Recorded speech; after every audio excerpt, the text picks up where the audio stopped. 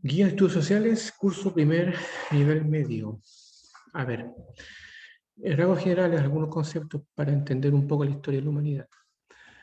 Para ordenar el pasado tenemos que entender que nuestra actual civilización occidental tuvo la herencia de culturas europeas, ¿ya? De esa cultura heredamos un sinnúmero de elementos, por ejemplo, políticos, económicos, culturales, sociales y de comportamiento como persona.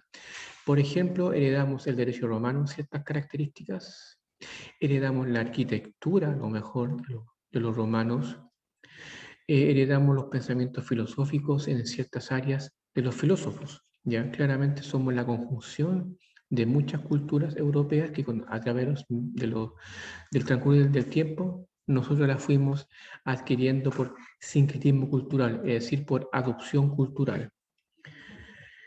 Y para poder ordenar esos acontecimientos, esos hechos que nosotros heredamos de estas culturas, poseemos una herramienta que se llama la línea de tiempo en historia. Y esta línea de tiempo es la representación gráfica de periodos cortos, medianos o largos, ¿ya? Dependiendo de cuánto dura un proceso histórico, ¿ya? Por ejemplo, tenemos la prehistoria. Dentro de la historia tenemos la edad antigua, la edad media, la edad moderna, la edad contemporánea. Cada uno de estos periodos va aglutinando diferentes acontecimientos positivos y negativos que dan forma al devenir, que dan forma al camino histórico que estamos en la actualidad.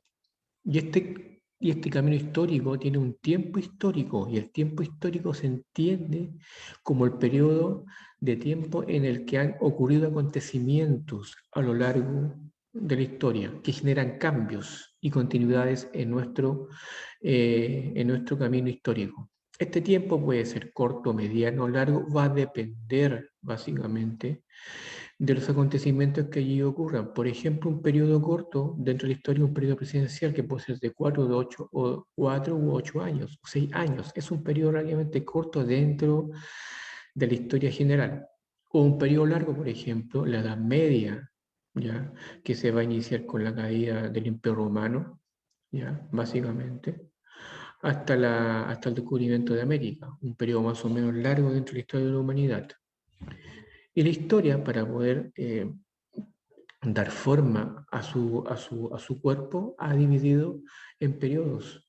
La edad antigua, que aglutina a las grandes civilizaciones como Egipto, Roma, Grecia, por ejemplo, India, ¿ya?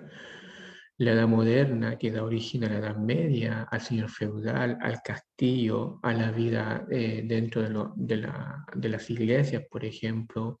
La edad moderna, con algunas características como los descubrimientos geográficos, por un lado el avance tecnológico o el avance científico, ya cuando salen a navegar o a circunnavegar el mundo, por ejemplo, Cristóbal Colón, Hernando de Magallanes, Sebastián Elcano, que van descubriendo nuevas tierras que hasta ese momento eh, eran, eh, eran extrañas, que no se pensaba que existían nuevos continentes.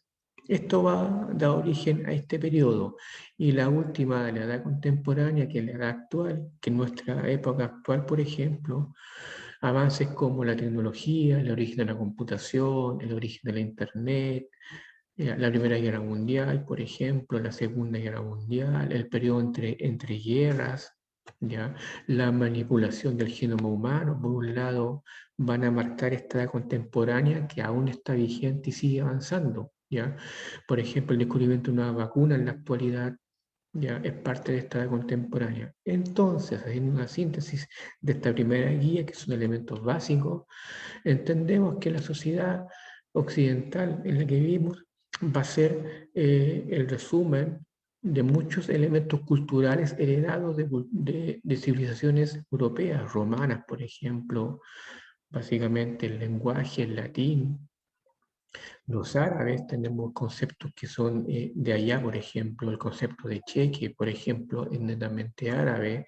Tenemos la medicina que se heredó también de los árabes, los conocimientos matemáticos, científicos, ya, básicamente.